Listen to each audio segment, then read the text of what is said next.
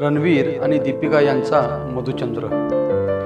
रणवीर आणि दीपिकाच्या लग्नाचा सोहळा खऱ्या अर्थाने एका परीच्या कथेप्रमाणे होता। सोनेरी झगमगाटामध्ये सजलेले मंच, फुलांनी भरलेले मंडप आणि सगळ्या पाहुण्यांच्या चेहऱ्यावर अतिशय आनंद दिसत होता। पण त्या भव्यतेच्या गडबडीमध्ये रणवीर आणि दीपिकाला काही निवांत वेळ मिळालाच नव्हता। प्रत्येक क्षणावर फक्त कर्तव्य आणि जबाबदारीचे सावट होते। कधी कार्यक्रमाला हजेरी लावायची, कधी कुटुंबियांसोबत फोटो काढायचे, तर कधी मित्र व आप्तेष्टांच्या शुभेच्छांचा स्वीकार करायचा। अखेर रात्री खूप उशिरा सगळे वातावरण शांत झाले। लग्नानंतर काही दिवसांनी त्यांचा मधुचंद्र होता।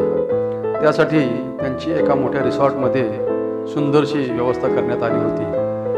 दीपिका लग्नाच्या धावपळीमध्ये खूप दमली होती आणि तिच्या चेहऱ्यावर थकव्याच्या खुणा स्पष्ट दिसत होत्या। रणवीर मात्र नेहमीप्रमाणेच जोशामध्ये होता। त्या दिवशी खोलीत प्रवेश करताच रणवीर दीपिकाकडे पाहून म्हणाला, "बघ दीपू, अखेर फक्त तू आणि मी। आता कोणताही व्यत्यय नाही, कोणताही डिस्टर्बन्स नाही." दीपिका थोडीशी हसली, पण तिच्या डोळ्यातल्या थकव्याला रणवीरने अचूकपणे ओळखले। "दीपू, तू बस, मी तुझ्यासाठी काहीतरी खास करून आणतो," असे म्हणून रणवीर निघाला। रिसॉर्टने रणवीर आणि दीपिकासाठी त्यांची खोली खास सजवली होती। रेशमी पडद्यांनी आणि सुगंधी फुलांनी भरलेली ती खोली त्यांच्या मधुचंद्रासाठी परिपूर्ण अशी बनवली होती। खोलीमध्ये हलक्या प्रकाशात लावलेल्या मेणबत्त्या मंद अशा सुगंध सोडत होत्या, तर बाहेर पसरलेला चांदण्यांनी भरलेला आसमंत दृश्याला अधिकच मनमोहक व जादुई असा बनवत होता। दीपिकाने खिडकीतून बाहेर पाहिले तर खाली वाहणाऱ्या नदीचे सौंदर्य मनाला मोहून टाकणारे होते। रणवीर एका हातामध्ये 2 ग्लास आणि दुसऱ्या हातामध्ये एका ट्रेमध्ये केक घेऊन आला आणि हसत दीपूला म्हणाला, "बघ दीपू, खास तुझ्यासाठी." दीपिका त्याचं ते खट्याळ हसू पाहूनच हसली आणि म्हणाली, "रणवीर, तुला हे सर्व ठरवायला कधी वेळ मिळाला?" "जेव्हा सगळे गोंधळ घालत होते तेव्हा माझे लक्ष फक्त तुझ्यावर होते। माझ्या डोळ्यांची नजर तुला सुखी ठेवायच्या विचारांमध्ये गुंतली होती," रणवीर उत्तर देत म्हणाला। त्या सॉफ्ट कोल्ड्रिंकचा पहिला घोट घेताच दोघेही आपल्या दुप्पट आनंदाने भरलेल्या जुन्या आठवणींमध्ये रमले।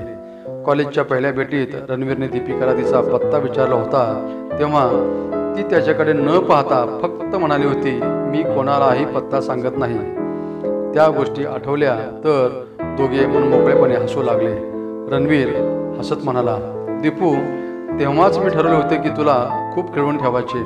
त्यावर दीपिका उत्तर देत त्याची गाल चिमटीत घेत म्हणाली, "आणि रणवीर, त्यामध्ये तू यशस्वी झालास." तेव्हा त्यांचे पहिले काम, त्यांचे हळूवार क्षण आणि एकमेकांच्या कठीण प्रसंगामध्ये एकमेकांनी एकमेकांना दिलेला आधार सगळे काही त्यांच्या बोलण्यात आले।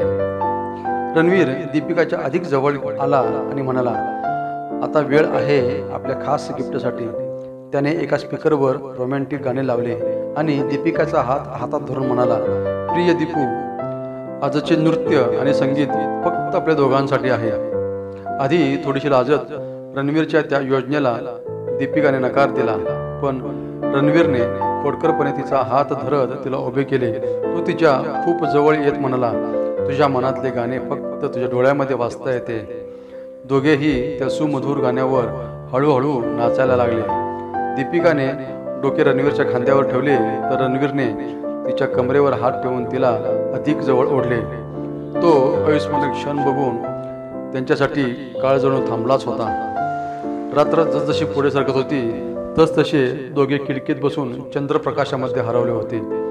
बाहेर वाहणारी नदी, चांदण्यांनी सजलेला आकाशाचा पडदा आणि त्यांचे निखळ प्रेम सगळेच कसे जादूमय वाटत होते। ते सर्व पाहून दीपिका हळूच म्हणाली, "रणवीर, आयुष्य असेच स्वप्नवत असेल का?" रणवीर तिच्या डोळ्यात पाहत म्हणाला, "तुला ठाऊक आहे दीपिका, माझ्या आयुष्यात तू आल्यापासून प्रत्येक क्षण स्वप्नासारखाच आहे। आता तर माझे स्वप्न सत्यात उतरले आहे." त्यानंतर दोघांनी एकमेकांना मिठीमध्ये घेतले। चंद्रप्रकाशातले ते दृश्य फक्त त्यांच्यासाठीच होते। त्यात ते एकरूप झाले, जणू निसर्गाने त्यांच्या नव्या सुरुवातीसाठी एक गोड संदेशच दिला होता. ती रात्र फक्त एका मधुचंद्राची नव्हती, तर त्यांच्या नात्याच्या प्रेमाचा आणि विश्वासाचा पाया मजबूत करणारी होती. प्रत्येक क्षणामध्ये जिथे फक्त आनंद आणि शांतता होती, तिथे रणवीर आणि दीपिकाचे नाते आणखी घट्ट झाले.